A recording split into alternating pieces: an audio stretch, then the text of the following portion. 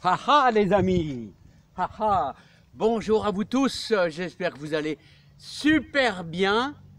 Alors quel plaisir les amis, mais quel plaisir quand vous venez chercher vos légumes dans le jardin. Et ici, on redécouvre nos poireaux là. Alors, bon, ça va faire quelques semaines que je vous les fais plus voir là. Alors vous avez vu, j'ai voulu amender en fumier ici autour de mes lignes de poireaux. Ça n'a vraiment aucune incidence. Fumier de vache, voilà, parce que je voulais aussi fertiliser ma terre autour de mes poireaux. C'était pas forcément pour nourrir les poireaux, c'est pour continuer à fertiliser ma terre. Alors vous avez vu, j'ai commencé à travailler ma terre, voilà, à incorporer tout ce fumier de vache.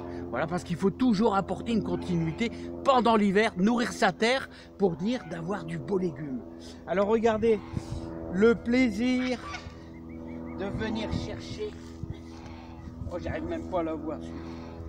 Il est tellement profond. Alors regardez. Regardez ça. Regardez ça. Beau poireau là, nickel. Alors là, à la sauce blanche et tout là, véritable dégustation. Regardez comment ils sont magnifiques. Pourtant ils ont souffert, vous savez. On a eu un peu, pas des inondations, mais des nappes d'eau ici dans tout le terrain. Je sais plus quel mois, le mois de décembre. Et croyez-moi, et d'ailleurs on le voit au niveau du poireau. Regardez, c'est l'excès d'humidité, mais c'est pas grave. Vous enlevez ça, puis regardez le beau fût qu'on a. Le beau fût qu'on a, ils sont magnifiques. Voilà, ça pour la soupe et tout. Et puis c'est super bon. C'est un légume super bon pour la santé. Alors vous voyez, je prends d'abord les plus beaux. Les plus beaux ici dans le secteur, dans le coin. Alors il y a celui-là qui est pas mal. Celui-là qui est pas mal. Et n'oubliez pas, les amis. Alors n'oubliez pas qu'on avait fait. Alors la vie du poireau, on avait fait un sillon. Alors regardez, ça c'est l'excès d'humidité. Là on le voit, c'est encore plus flagrant. Là, voilà, vous voyez l'excès d'humidité. Mais c'est pas grave, c'est pas grave, c'est un détail. Alors, regardez comment il se nourrit bien là. Voilà. Alors vous savez que vous allez devoir en garder 3 ou 4 pour faire de la semence. De la semence et les mettre sur le côté de votre jardin.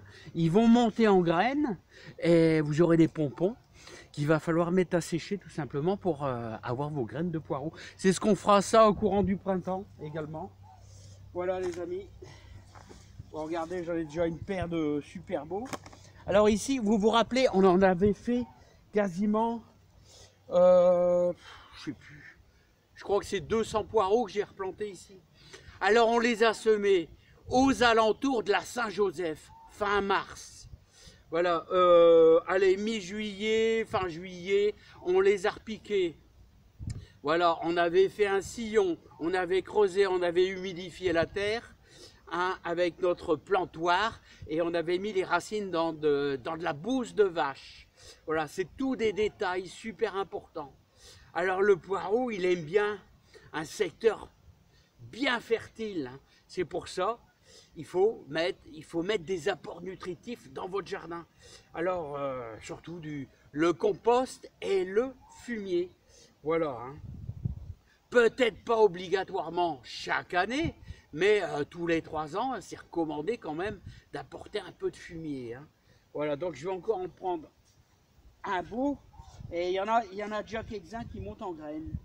Non, mais rien de bien méchant.